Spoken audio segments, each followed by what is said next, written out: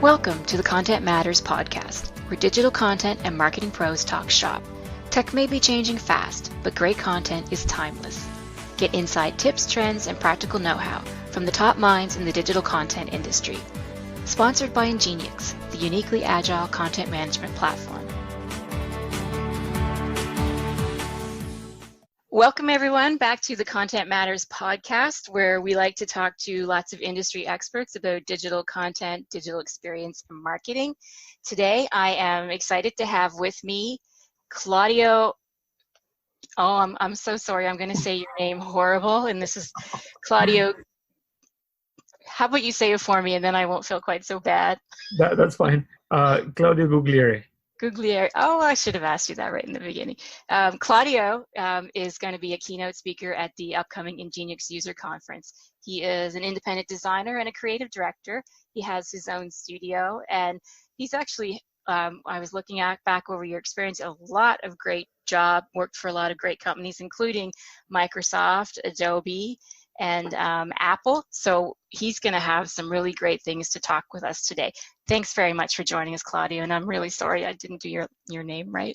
No worries. Thank you so much for having me. Maybe I should have mentioned before that, we haven't talked in a while, but I updated my bio a few months ago, and now I'm not an independent designer anymore. So I could give you an update if you want. Sure. Yeah. Well, and that's the perfect way to get started. Tell me a little bit about your background and how what you're doing now and how you get interested in design and that kind of stuff. Sure. So, well, my name is Claudio Guglieri. I'm originally from Spain. I live in San Francisco now, but I live in a bunch of different places over the past course of the years and so on. I started working. I have to say I'm old enough to be able to go back to when I started working really, and it was all about being lucky. Basically, at some point in my life, my hobby of spending time in front of the computer and just come up with random systems, like from trying to code a simple like choose your own adventure game to like drawing, everything came together to what became my job. I never studied formally anything related to interactive design. I studied advertising. But no, it's somehow kind of like my hobby became my job at some point.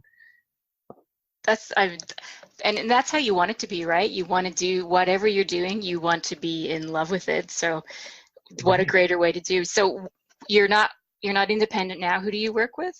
That's right. So this past January, I joined Huge. Huge is a digital agency. I mean, it's a big network of agencies all over the U.S., specifically a lot in the U.S. And then we're in Europe, a little bit in South America and East Asia. And I joined their Oakland office, being their group creative director, meaning I lead the design team here in the office of Oakland. It sounds like a really great job.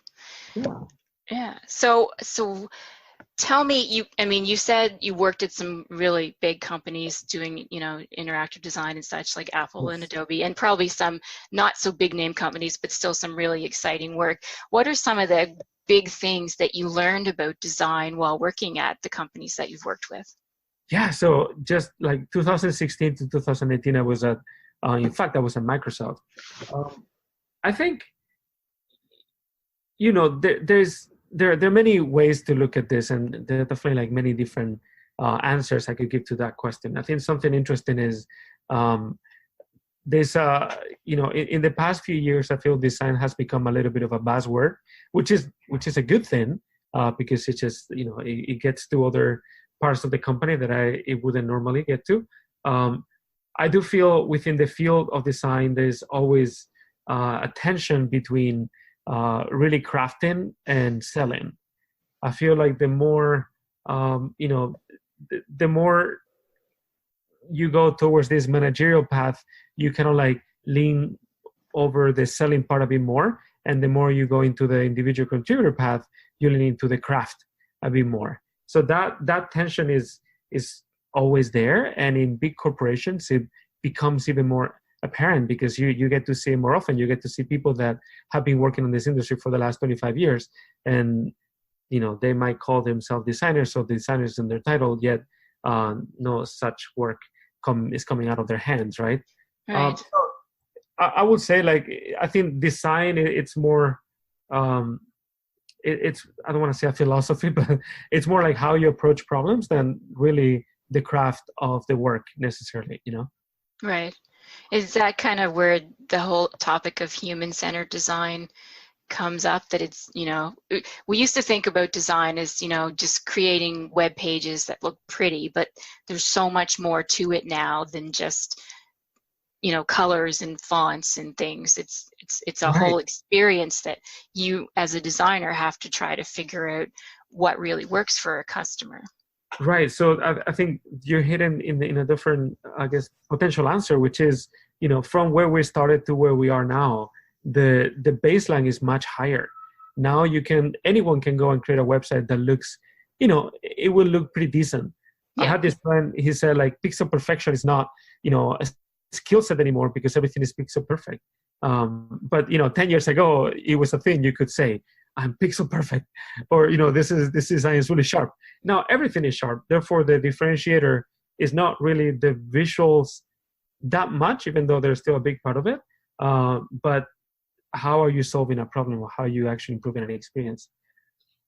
Okay, so what would you say are some of the mistakes that a company makes about good design, or like what are some of the assumptions that they kind of think is right, and it affects the design in not necessarily the right way? Some of the assumptions that they think is right, yet impacts design in not a bad way, in not a good way. Yeah. Well, I think back to what I just said, sometimes we tend to, everything is a balance. That's what I'll say. I think, as more companies kind of like bootstraps their websites and the solutions and everything become more streamlined, that is a good thing, since it definitely facilitates and democratizes the access to good design. Yet you should not oversee the power of of having a clear differentiator, and then getting back to the craft. Like, if you think about the wave of illustrations on like the type of Silicon Valley startup, like there was a notion of all of them start looking the same, right? They'll look like this fun vector kind of like ways to humanize technology, and it's becoming it's getting to a point where it's becoming really hard to differentiate one company from another, because they're all using the same style. Right. Well, we get into kind of like the peak of that initiative, and now there are like other companies coming up with extremely different kind of look and feels and approaches to it. And from a brand recognition perspective, there's something positive there, right? So, like, I guess what I'm trying to get to is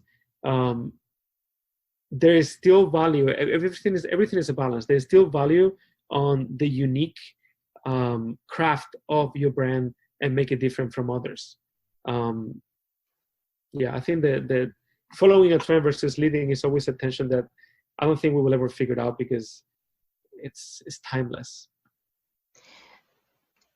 And it sounds so hard to try to figure out, because you're right, a lot of websites, it's easy to put up a website that looks relatively nice, but it's not necessarily meeting the needs of what the customers want.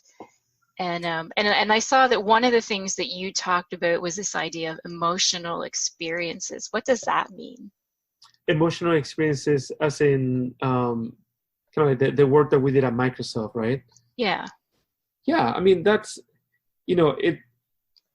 I was extremely lucky to be part of this team that was working on basically the new design system for a company as big as Microsoft.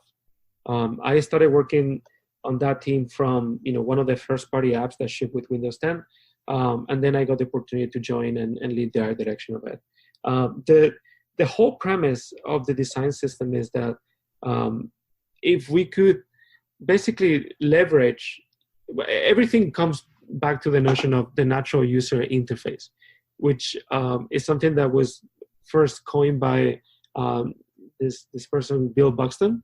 And the premise there is that if we could leverage everything that we know from the world in the technology that we use, there will be basically knowledge we don't need to relearn. We could apply the knowledge that we have from, interacting with everything that we normally interact to when we're using technology. Now, that is, it's a really broad statement, and sometimes the basic interpretation of that leads to a skeuomorphism. As in like, oh, well, let's say a notebook has a cover made of leather. Therefore, if I make an app that is a notebook app, I will use a leather texture. That is the wrong interpretation of it. The right interpretation, which is what we were trying to achieve, and I feel like the vision was pretty solid, is what are the nuances of our perception, as in sensory perception, that we could leverage in a system that will facilitate, learning that system. And that is especially true for like new generations that are not jaded yet by 25 years of computing history and like, being used to using a mouse or being used to work with Windows. They're new to this environment, therefore they're not jaded yet, right? So that was kind of like the whole premise, and different ways to do it were, a little bit like sensorial. So for instance, like the perception of a system in depth and like the quality of the shadows, right? That was like pretty visual and kind of like leveraging that, what we know from the world from that perspective. There were some other nuances that were a bit more like sonic, right? So trying to leverage what we know from language at an international level. I say like, if you have different people talking and saying the same expression in different languages, beyond the specifics of each language, there's always an empathy that comes through their tonality, right? So leveraging that into a sound system was another way to try to become, natural to someone that would be new to that system. So I think back to your emotional experience, everything is somehow linked to, you could use like your perception from a sensorial perspective or a cognitive perspective. Everything ends up reflecting on your emotional relationship with an interface and how efficient and transparent it is. Does that apply? That applies obviously to application design. Does that also apply to just website design? Like you can kind of apply the same concepts and ideas? I think it depends. Describing a website just by the nature of the platform it doesn't really give you much information, right? So a website could be a transactional website where you come to buy tickets, but it could also be, your email client where you spend 5 hours every day answering emails. Right. I think I'm leaning more towards the notion of products as something that you use, that has a utility to you. And that will make sense there.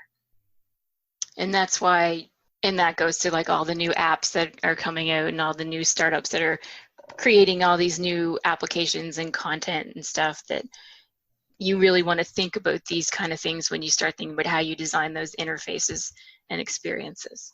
Right. And, it made sense from the perspective of a big corporation like Microsoft that owns such a vast ecosystem of apps to think, to have that in mind. Just because, they're not just doing a website, they're doing your OS, but they're also doing like, like speakers with Cortana, as in the equivalent to an Alexa. And they're also doing like holographic experiences. So like having control over the whole ecosystem really gives them the opportunity to define something like this, right? A quick pause to say thank you to Ingeniux, the Content Matters sponsor. Ingeniux is a leading provider of agile content management solutions. You can check them out at ingeniux.com. So if a company wanted to take this approach when they were doing experience design for their application, what are some of the things you would suggest that they start with to start kind of thinking more in this approach or this way? Sure. I think there are two parts to it. There's the sensorial aspect of it, and then there's the behavioral aspect of it. I think from a new company or a company that is working on a product, the sensorial part is going to be dictated by obviously the brand they're trying to push forward and all those nuances. Now the behavioral one is where they have more opportunity to like come in with a fresh take. And they're like tons of theories of like, basically, that's the whole notion of like human-centered design. How can we create something of utility to somebody, not necessarily disrupting their normal flow, but kind of like finding where they are. There was this study that I really thought was interesting that said that people hate learning. So finding users where they are and like trying to leverage what they already know is always more useful than having a steep learning curve. Yeah. And this is, I could talk about this forever. In this study, there were like basically two different axes that will basically show like how good the product is and how much learning does it require. And it showed basically products that fail because the learning curve was so high, yet the benefits were not. And one of them that I remember was this keyboard. I think it was called the Dvorak keyboard. Is one of the first digital keyboards that basically didn't follow the layout that we normally know as QWERTY. Yeah. And the layout that we normally use on a keyboard is basically dictated by all type machines, right? So yeah. What they do is like they separate the keys that you use the most far from each other. So when you type really fast, they wouldn't get jammed. Now, this digital keyboard, since we don't need to deal with that issue anymore, what it did was the opposite. It basically grouped all the keys you use the most so you can actually access them really quick. So it was a good idea, but the learning curve was so high that it just, it didn't stick, it didn't work. Nobody wanted to learn how to use it. Yeah. You're used to one way, you don't like to have to turn around and learn a whole new way of doing things. Right, especially if the benefit is not high enough. So the best example on this chart was Google, because from day one, really, we've been using Google search the same way. From day one, it hasn't changed at all. It has improved, if anything, like because it created new apps to access to that information. But you still can go to google.com and type on the input field. Yet the product keeps getting better and better because they keep improving everything under the hook. So it was kind of like the example for like the best, not having to relearn, yet a really good product that keeps getting better and better. Right. Do you think, or what do you think about the relationship with content and the experience? Do you think there's too much content on a page, too little? Like, how does it kind of go together? Sure. I mean, content, I think it's true to say that to me, content is still king. Like when I think about content, it suddenly becomes a destination, right? It's not transactional anymore. You're creating a platform for people to come and digest your content. I think content is still the most important driver that every platform still have. Yet, the reality of content has changed a lot since the past 5 years. I feel like the sources of content and the quality of the content, the amount of content on the web, of course, keeps increasing, but the quality of it, if anything, has decreased. I feel like now, for a few years, kind of like the balance, more users are trying to find quality content they can trust. So, you can compare things like CNN, I don't want to say CNN, but like, big, streaming services out there that provide content 24 hours. And then you could go the other way and go to Quartz, where it creates extremely narrow yet in-depth content. And that drives a specific audience as well, right? Mm-hmm. So I think that's the issue of content right now. Like it's always the challenge. How can you create the best content, and how can you help content creators create the best content? Yeah. And definitely there is way too much content out there, and as they say, cutting through all the noise is super critical and super challenging, and for me, I don't think it's just the content. Obviously it's about the content, but if the content's in a really crappy user experience, that's even worse. So the two of them just go hand in hand together so tightly, and I think a lot of brands forget that. They either focus on content and not the experience, or they focus on the experience and kind of lack on good quality content. I haven't seen too many examples where someone's kind of nailed it all down really well. Right. And there was this all these studies specifically around the travel industry, to this day still claim that video content is the best content to, like, basically during the exploration, anticipation phase before on a trip. Yet video it has proven difficult. It's a mix. You have like long form video on YouTube, but then having people engaging on a 10-minute video is challenging. Yep. You need to, the amount of trust you need to get, and probably they were never gonna watch the whole thing. And I think that is somehow also dictating how we craft that content.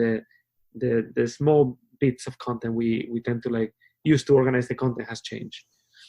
Definitely. So your session at the Ingeniux User Conference is called "How Far Can We Push It?" What kind of things are you going to be telling the conference goers about? So over the years, I'm starting to realize that I'm really interested in this topic, and somehow ends up framing it from different perspectives. So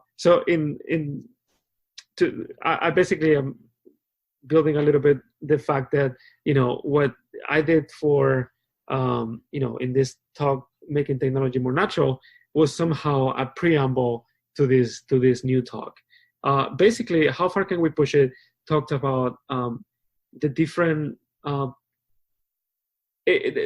notion of the talk is that I believe, and I think, I prove through the talk, through different examples, that leveraging and building up on our capabilities will improve the content, but also like the experience that users have online. So how far can we push it really goes through like what I believe are the most important human abilities that we use when we're actually interacting with digital content, and show basically how each of those abilities can be improved towards, to improve that experience. So I cover our physical abilities, and that kind of like dives a little bit deeper in the notion of VR, but also, basically interaction in places enhanced by technology, not necessarily only VR. I talked about our vision and how our vision defines also our experience, and how that affects how we lay down content on a page, but also how fast can we read, and how fast can we read and understand content. And then I talk about cognitive abilities and how attention, memory, and cognitive load also influence that perception and experience online, and how can we actually use them the best way to improve that experience. And go ahead.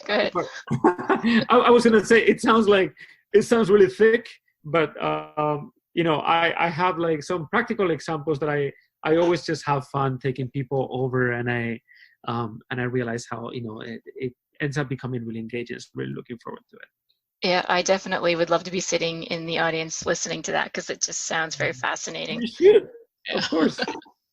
Okay, so before I let you go, I just I was going through your Twitter feed, and I saw something that I kind of get a kick out of, that my son would love to meet you just because of, and I just thought I'd bring it up. That you decided that Captain Picard's coming back. Yes. Yes. My son is a huge Star Trek fan, so he plays me the preview of that video all the time. He's like, he's coming back, and he's young. That's awesome. So he's in the next generation. And he watched Deep Space Nine, and he's gone through all of them. And they were all before his time, because he's only 15. So of course. But that's he just loves it. Yeah. I'm really looking forward to it. I feel like the next generation, and Patrick Stewart, like, to me, is the best impersonation of what I believe Star Trek is. And it's not about punching. It's not about crazy adventures. It's all about the expression of humanity in different contexts. I think I love it. And so when I saw the video, I was like, oh my God, this is coming back. I'm really excited about it. Yeah, I think it's going to be great. All right. Thank you, Claudio, very much. And again, there is a TED Talk that you do that I'm going to put a link to in the description of the podcast, so people can go watch that on where you talk about making technology more natural. And maybe at some point you'll do a TED Talk out of how far can we push it as well, and people can watch that too. We'll see. Thank you so much, Barb. This is great. Great. Thank you. Thanks everyone for listening. On behalf of Ingeniux, have a great day, and we'll see you next time.